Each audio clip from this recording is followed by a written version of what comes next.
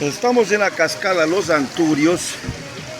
Qué maravilla esta cascada escondida en el noroccidente de Pichincha, en el sector de Pedro Vicente Maldonado, y estamos enfriando nuestras cervezas de manera tradicional, de manera arcaica se puede decir. Ahí está, Pilsen, de la mejor cerveza ecuatoriana con premios internacionales, orgullo ecuatoriano, Pilsen.